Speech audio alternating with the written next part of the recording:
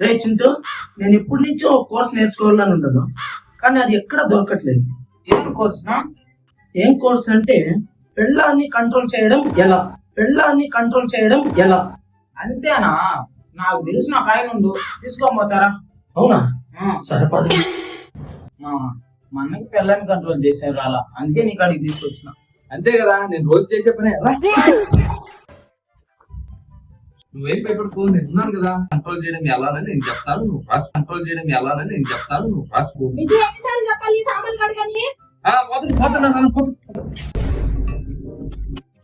Flash back.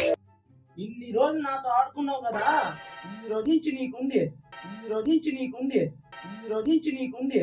వస్తున్నా, phone పెట్టి ఇంటికి వస్తుందా?